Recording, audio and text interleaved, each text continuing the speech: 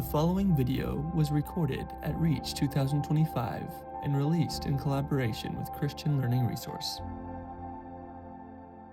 Good morning to each of you, and glad for your interest here in involving the local church and local ministry.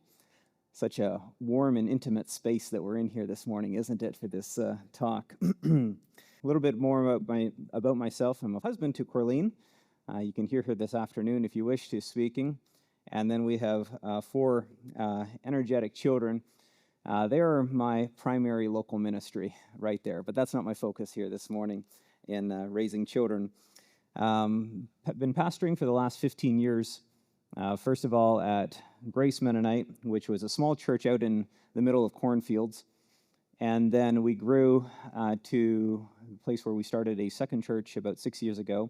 Initially, we're in the city. COVID moved us around a little bit, and we are just in the process of closing on a building just outside of the city in a small town called Baden. So a small church is the context that I'm coming from here this morning. Live in New Hamburg, where I practice as an optometrist, walk 20 minutes to work, and that's my where I live. Helpful to know who I'm speaking here this morning. I'm just curious, are there any ordained leaders here this morning? Here? So a few hands here. Thank you. I'm going to be speaking to both leaders and laity here this morning. I'm just question here with a line here with where you would rate your local church involvement in local ministry. You don't need to speak it out loud, but, zero where there is zero interest. In fact, maybe we have actually, as some groups have said, basically taken a stand, we're not going to involve ourselves in local ministry, versus the other end of the spectrum where majority of the church is involved in local ministry. I'd be curious where you'd put your church in there on that line.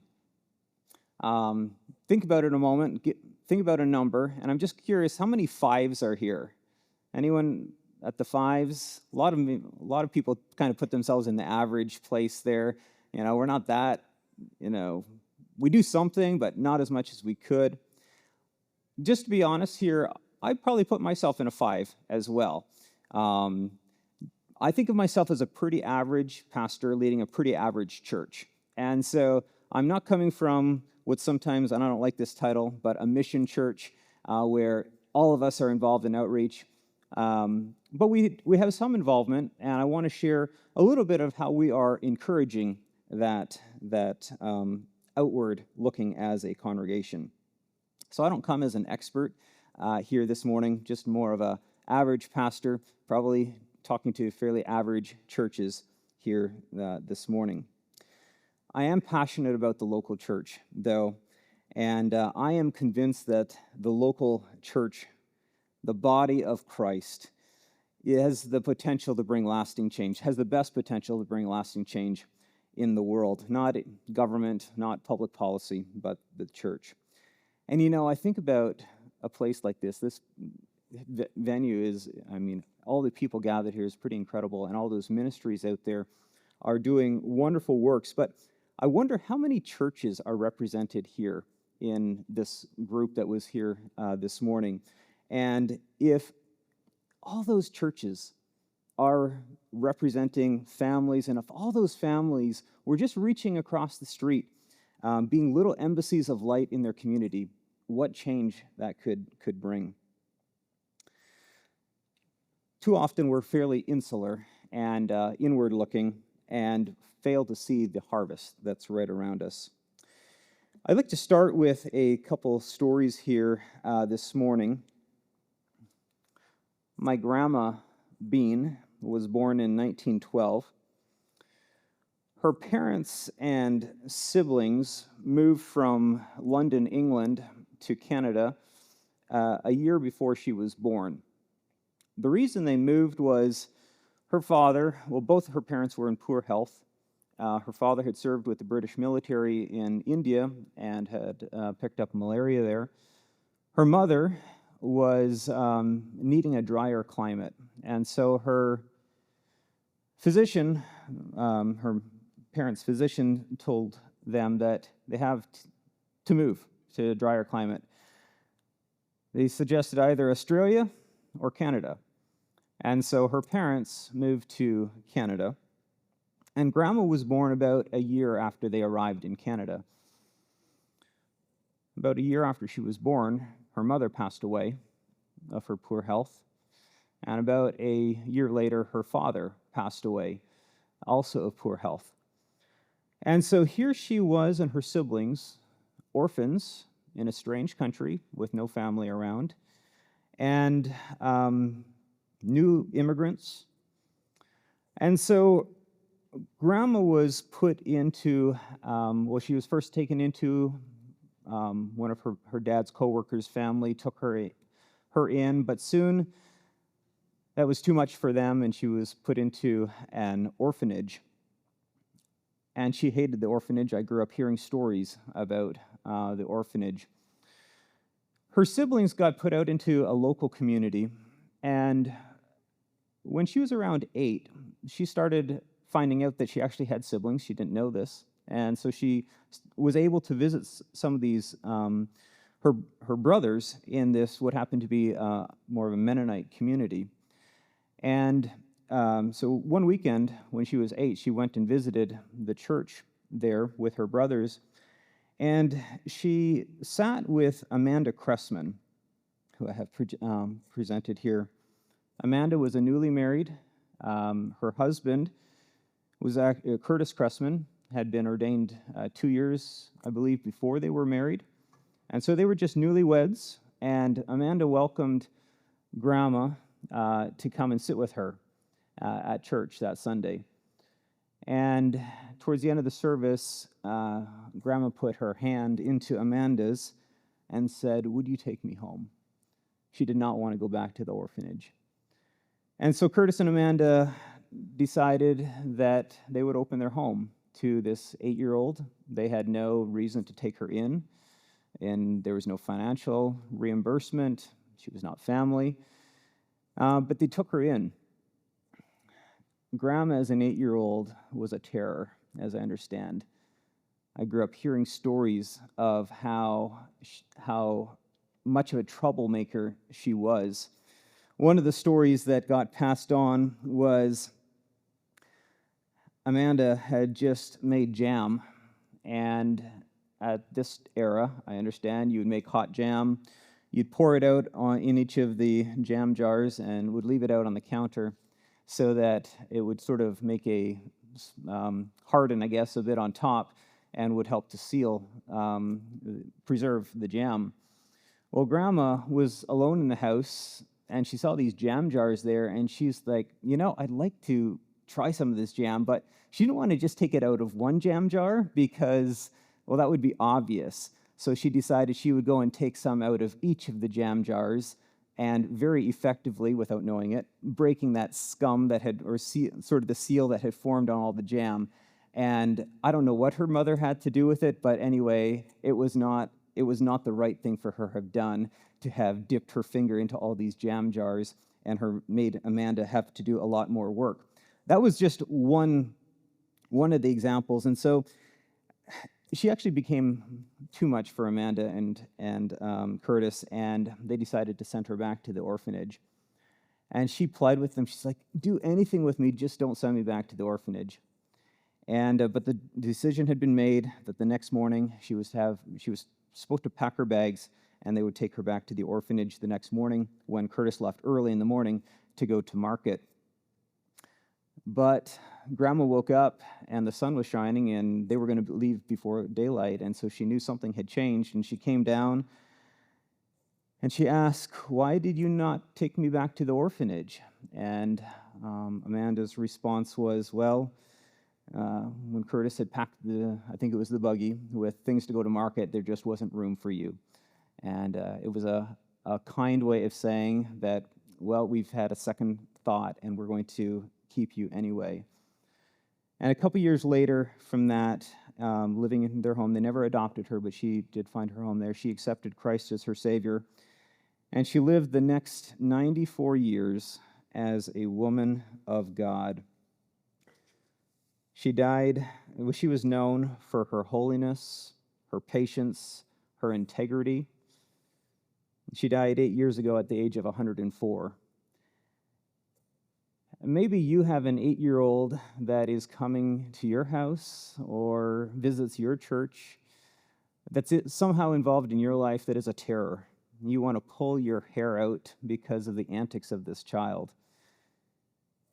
I call you to take heart. My grandma was that 8-year-old who was shown love and compassion and forever changed the course of the next 95 years of her life. Going to fast forward now about 80 years. This is a picture of my wife, Corlene's family. She's the shorter one standing in the back. They attended the United Church of Canada. Her mom had become a born-again believer in university, but they continued to attend the United Church of Canada. But her mom was yearning for more spiritual growth in her life, more spiritual nourishment and discipleship than she was getting in the United Church. But there weren't many options of other churches in rural Ontario where they were living. But about 20 years previous to this, there had been a church plant. Several Mennonite families had moved about an hour or 2 hours north and had started a church.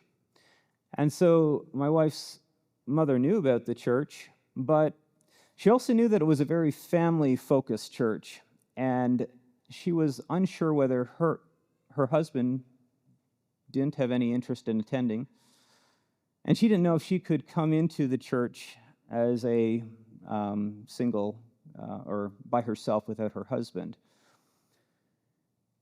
And how was she going to find this out? Well, the church faithfully had a vacation Bible school there, and she decided to use this as a test to send the girls to this Mennonite church and see whether they would be welcome there or not. And they were welcomed, and several years later, my wife was baptized in that church. Took me another 10 years to find her, and then a few more years after that for me to convince her that she should marry me. But Corlene is the love of my life, and I'm so grateful God led us together. But I'm very aware that her journey into the Mennonite church and then eventually into my life was a result of a small church faithfully doing vacation Bible school summer after summer. And maybe you wonder, and I wonder this sometimes, should we just stop having VBS? It's hard to get teachers. Maybe it's just a lot of our own families that are attending. Let me tell you, you don't know the impact that your faithful involvement there may have to a seeking family in the community. Up to the present here, I'm going to introduce you to a church that's in our neighborhood, just around the block from us. This is the Fellowship Bible Church. This church is not much to look at. This picture actually makes it look bigger than it is. It's a very small church. It's a dated church from the outside, but it is clear that this church cares about its community and about blessing their neighborhood. It's located on a large plot of land, and they make the most of this. They have garden plots there that neighbors can use. They have soccer nets. They have a basketball court made into an ice hockey rink in the winter. They have a playground. Last couple of years, they've been planting a lot of fruit trees and different plants that neighbors, like when we go for a walk as a family, we just drop in there and start eating raspberries, blackberries. They have a lot of community events, barbecues, fun fairs. They have vacation Bible school. They have moms and tots. They have a kids club. What this church has done is they've made it very clear to the community that they love Jesus and they love their neighbors. They love the community that they're in.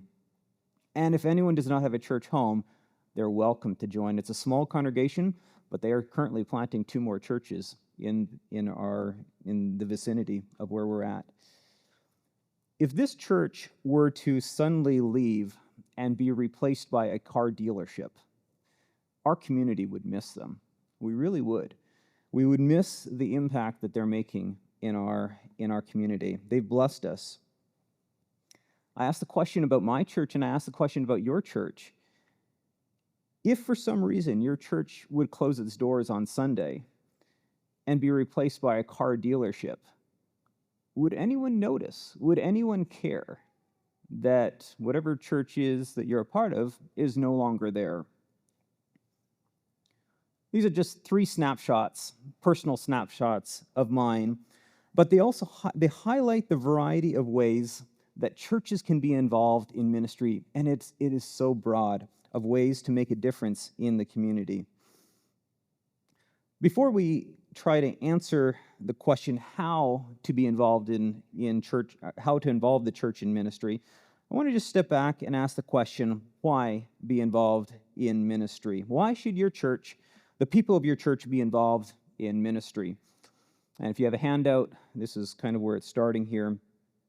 First, God's vision for the world should be our vision for the world. You know, vision is really important in navigating life. As an optometrist, I'm legally required to revoke licenses, driver's licenses, if someone cannot meet the driving standard visually. We know that if you can't see far enough down the road, you're not going to be able to navigate that well. And so if you're a -10 myope, nearsighted, and your focal point is right here, you know, to try to navigate crowds here today, and you can only focus, you know, kind of at this point, is really, really challenging, and you're probably not going to be very effective in navigating. And so vision is really important. Thinking long term, where do we want to head? This is personal vision. Where does God want me to have an impact in the world? What does God want me to aim my life for? What is God doing in the world, and how am I going to have a part in it? But that's not all. When we're working with others, and I'm thinking here in the local church, it's most effective when our visions run together and are similar. My wife and I enjoy canoeing, and I remember this one time, maybe 2 years ago, we were up in a northern lake, and we decided to head across the lake to a point. And I'm usually sitting at the back doing the J stroke, which is where the primary steering happens, and she sits at the front, which is more the power stroke, but can it also affect the steering as well? And I was starting to get frustrated because I knew there wasn't any wind, and I was paddling, heading for a point, and it kept feeling like the canoe was being headed off course. And that's when we started talking, and I found out that our vision was different. I thought we were heading to that point, and she was heading for that point over there. And once we realized where we're headed, well, then it was really a lot better experience for both of us as we were aiming for the same thing. What is the vision for your church? Have you talked about it as a congregation? Have you worked together to write it down, to actually define what does God want us as a local body to do? Have you tried to answer the question, why does our church exist? What is God's vision for your church or for the world? You know, I think the Garden of Eden really gives us God's vision of men and women living in harmony with their Creator, men and women living in harmony with each other, and also living in harmony with creation. And we know the effect of the fall, the brokenness that has brought. But starting back there in Genesis 3, we see God already putting together a plan to take us back to Eden, as it were. And God's vision didn't change because of the brokenness of the fall. And we see it then with Abraham, and then picturing through Christ that all the world God is going to bless all the world. And one of the things that I did just recently was I highlighted thinking about God's vision here, I just went through and highlighted all the times where it speaks of all the people of the nation and God blessing them, all peoples. And I think I have 9 slides worth here of all the earth, every creature, all nations, all you people, to the ends of the earth, every tongue. And we just keep going here. And it's a good exercise as you start to feel God's heartbeat for all people. Yes, it's abroad, but this also includes your neighborhood as well.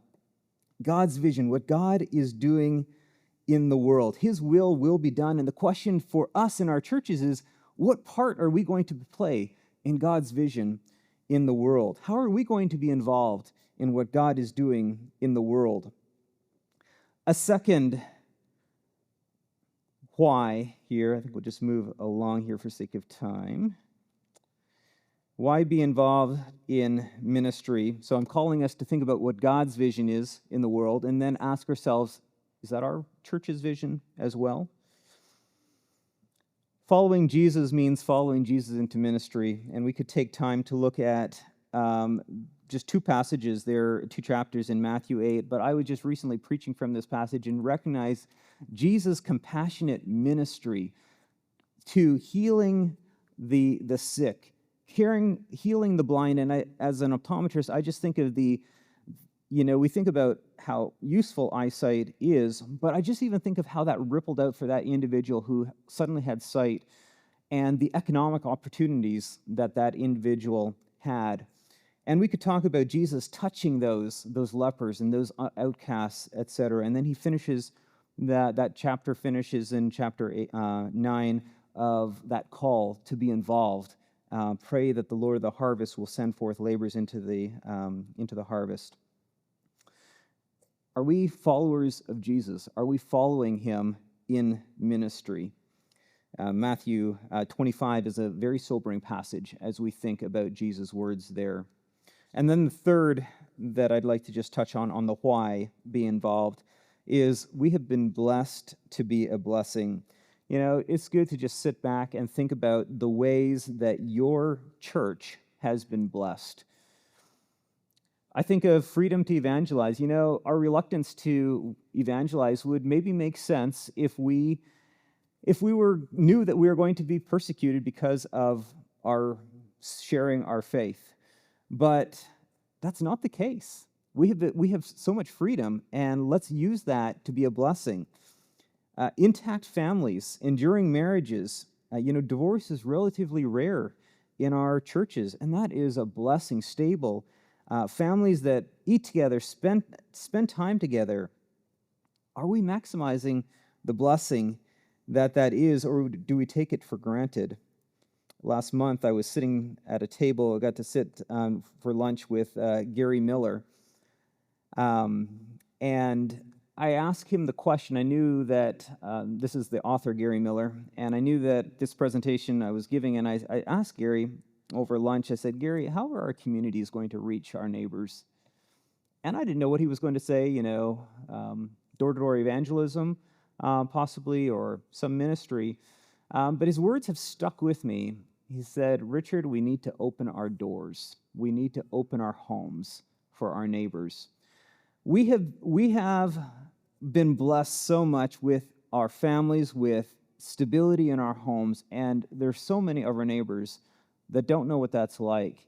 And we need to open our homes and welcome that in with hospitality, love, and care. I think of the parable of the talents and of the 2 men who were given talents to invest. And they did, and they had a good rewards in that it was their talents doubled or more. They had a good return on their investment. But there was one individual who said, I'm going to play this safe. I'm going to bury my treasure. I'm going to preserve what I have because I don't want to take the risk that I might lose this. And so I'm going to bury it in the ground. And what's surprising about that story is that when the master comes back and they're reporting on how their investments did, this individual who had buried his treasure, there's no word of commendation for, well, at least you didn't steal it, or you didn't waste it, or you didn't lose it. but there is words of rebuke that you did not invest. You did not understand what the vision of the master was, that you were going to use what was given to you to take risk and invest that. And I just wonder about that with our families. You know, we do care about preserving, and there are places where we do need to set boundaries, etc. But are we investing with this gift that has been given to us? Church as a family, authentic community, could talk more about this, just how we care for each other. But that's not just for ourselves, and it's a huge blessing, but we're here to bless others with that. Are we inviting others in as well? Well, let's talk now here, flipping to how do we involve the local church in local ministry? And I'm speaking here to leaders and laity. Some of this may apply more to leaders. First is clarifying congregational vision. I think we need to ask the question as a congregation where we gather together and ask, why does our church exist? We need to have this discussion. How are we going to align our vision as a congregation with God's vision for what He's doing in the world? What are our strengths and weaknesses as a congregation? This takes honesty and openness. I think this grid here, I borrowed this from Reaching America by Gary Miller, is a good grid just for a congregation to think through. We have these these four quadrants, two axes, and where you can kind of rate yourself as your outreach, outward-looking, evangelistic or non-evangelistic, and then church family versus family church. Church family meaning that authentic community where we care for each other and community is really important and vital, versus I'm just going to church for the benefit of my family. And just think about, where do we as a church fall in there? And ideally, we should be thinking in terms of quadrant 1, where we're strong commitment to community of caring for each other, but we're inviting others into that community as well. What opportunities are around us? What programs should be started? What programs should be ended? What does success look like? Do you know what success looks like for your congregation? Have you thought about that together as a congregation? This is a relevant discussion or thinking for me right now. As a congregation, we're closing on a building. We've been renting a building for the last 3 years, sharing a building with a Lutheran congregation, but we're in the process of purchasing it, closing this month. And so next Saturday, we're planning to get together as a congregation. All members are invited to have a meeting from 9 till 3:30 where we want to think in these terms. Maybe I'll just give a little picture of what we're going to do as a congregation, or what we're planning to do.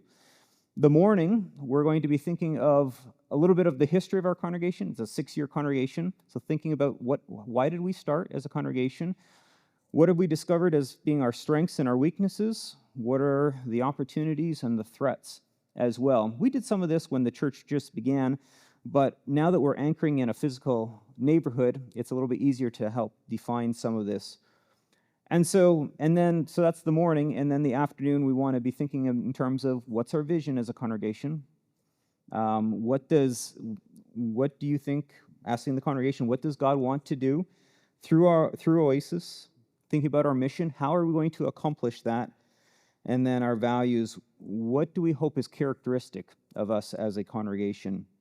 You know, one congregation can't do everything, but think about what God might be calling your church to do. Second, how to involve the local church is involved in casting vision. And I'm speaking here to both leaders and laity. There are moments when our eyes are opened as individuals to needs around us, and we sense a burden, and we can't do it on our own, and we need to cast a vision, cast a picture of what that could, what could happen.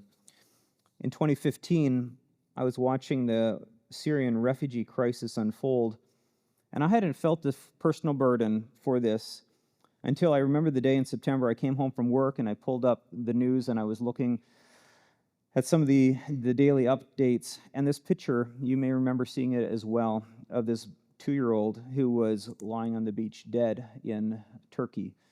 He had been fleeing with his family from ISIS. They were on their way to Greece, and then were going to be making their way to Canada, was their hope.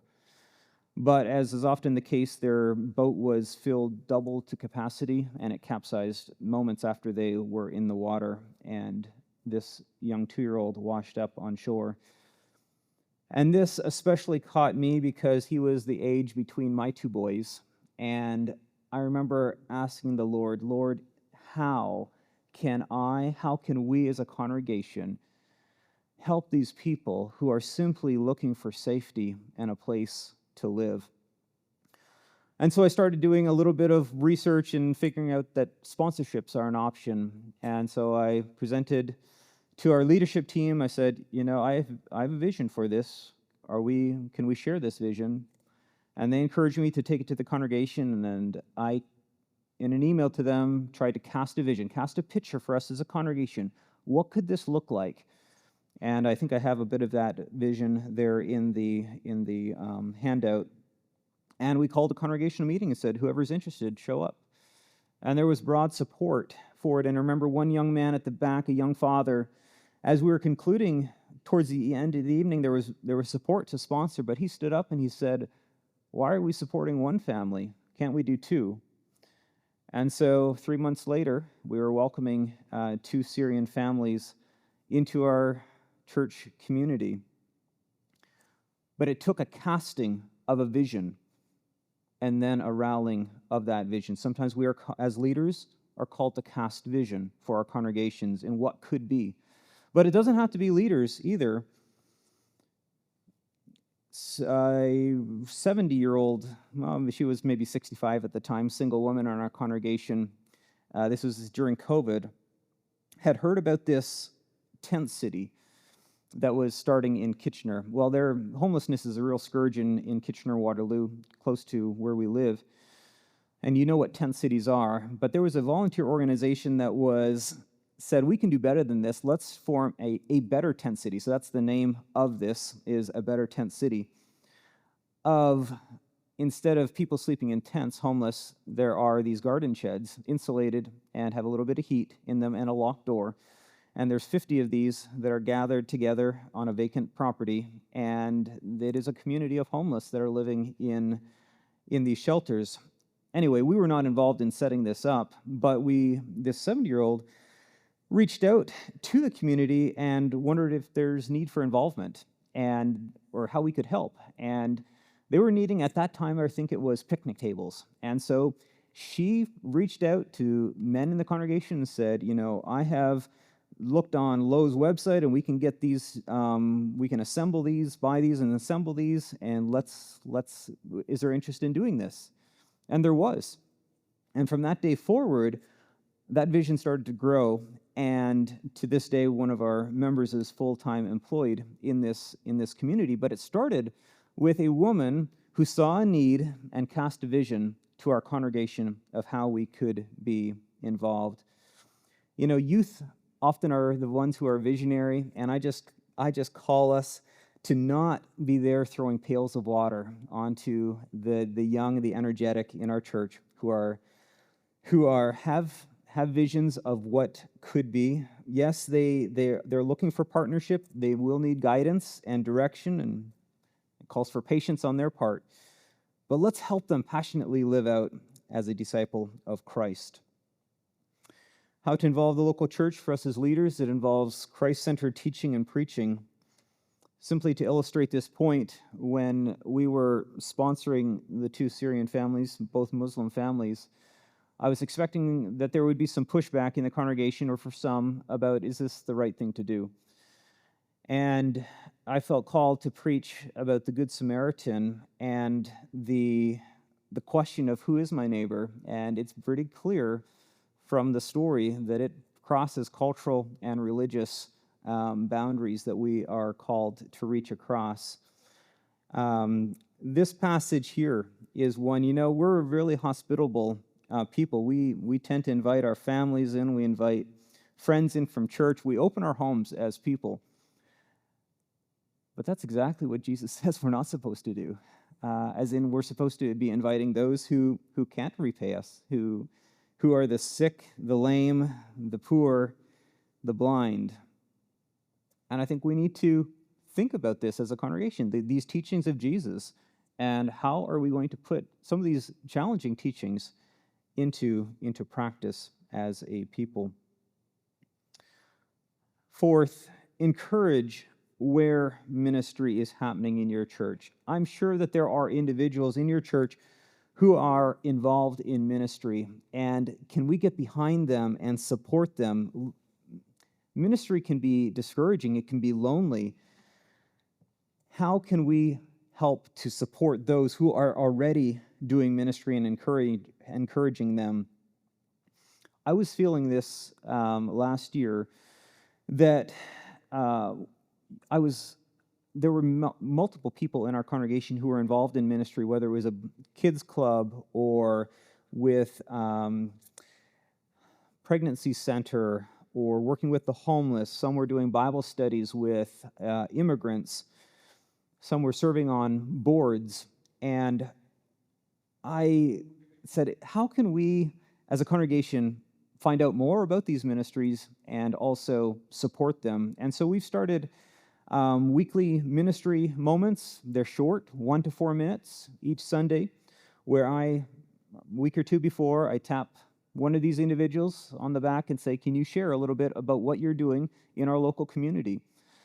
And give us opportunity to then pray for them as well.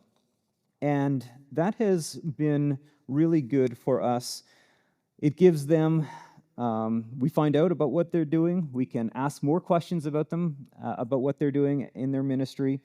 And we can also raise awareness for our children as well, youth who may want to be involved. But there's other ways that you can also encourage ministry where it is happening in your congregation. I think also of prayer. Pray for your congregation. Maybe you're here this morning and you do have a burden that your church be more involved in ministry, and you're not sure how to involve them, how to be involved. Take it to the Lord in prayer. Pray for your congregation, that their heart would beat with God's heart, that their hearts would be filled with sacrificial love and service to others.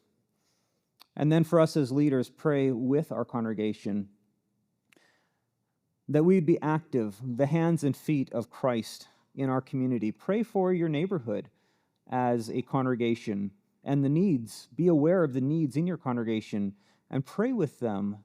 Pray with your congregation about this. You know, when we pray as leaders, we are teaching our congregation to pray as well. The things that we care about, we pass that on to them as well.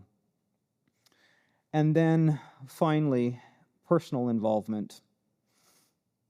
Are you an outward-focused individual yourself? Are you hoping for something to happen in your church as far as involvement in your community, but you're actually not prepared to be involved yourself? Are you taking the opportunities that are there already? Are you exemplifying the vision that you want others to embrace in your congregation? I do feel I need to put a caution in here, is just to be aware of one's limitations, though, as well. We can't be all things to all people. Not every need that you see is yours to fill. And leaders, maybe especially, beware of the competition with your family. I do think that our family, raising our children, supporting our wives, needs to be forefront in our sphere of ministry. At the last Reach, I gave a session there on leftovers for loved ones and other temptations of leaders, because that's a very real temptation for us as leaders, that we reserve or give leftovers to our families, those who are closest to us. And so one of the things to think about is involving your, I thought I had another picture here, involving your family with you in ministry. This last Sunday, we feed a homeless community in Kitchener. This last Sunday, I think we fed 250 meals there, a small group of us from church, or it's open to whoever. And so my 15-year-old, she can go as long as she has a parent with her. And so we went together, and that was one way that we could share. I could be involved in ministry and also continue to build relationship and with my daughter as well. Look for opportunities to engage in your community in just the normal living that we all are doing, going through life. I remember one pastor patient of mine. He was talking to me. Telling me about his interaction with another pastor, and he was just really surprised because he was telling this other pastor, what I guess was revealing that he doesn't like to pay in the kiosk when he's buying gas. He likes to use the pay at the pump, and he likes to use the self-checkout. And this patient of mine was just shaking his head at this. He's like, we're here for people. Why are we avoiding people in our daily life? And I was really convicted at that moment because I'm the type who will pay at the pump if I can. I will use the self-checkout and miss some of those opportunities to engage face-to-face with people in our communities. So are you taking advantage of engaging with people in your neighborhood as you go about your daily life? And ask God to bring opportunities into your day to bless your community. But you also have to take those opportunities as well when they do present, and sometimes they don't present at the right times.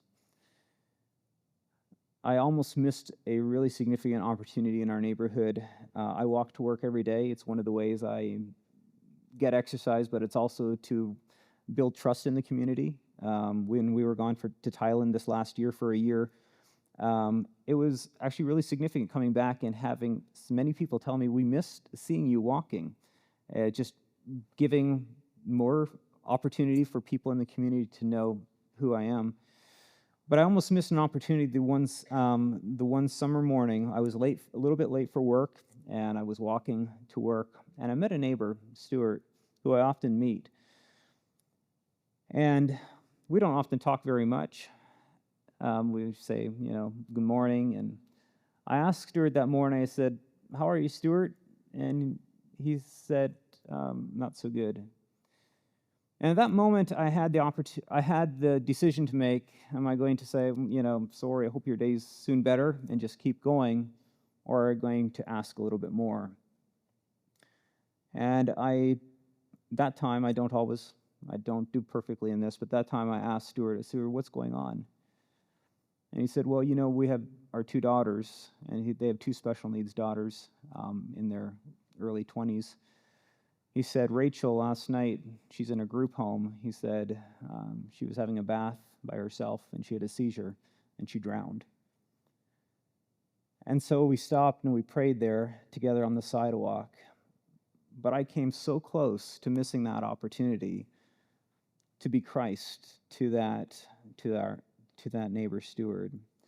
And I just wonder, how many opportunities are there that we in our busyness can pass by and not take those opportunities?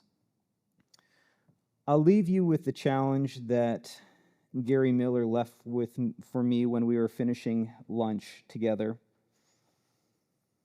And it was this way. He said, Richard, living in our community, I want there to be a gangplank from my home to all my neighbors in the community, a gangplank, so that when the water rises in their life, and it will rise, when stress comes, when brokenness manifests itself, when the water rises, they have a plank to walk to my house where I can point them to Jesus.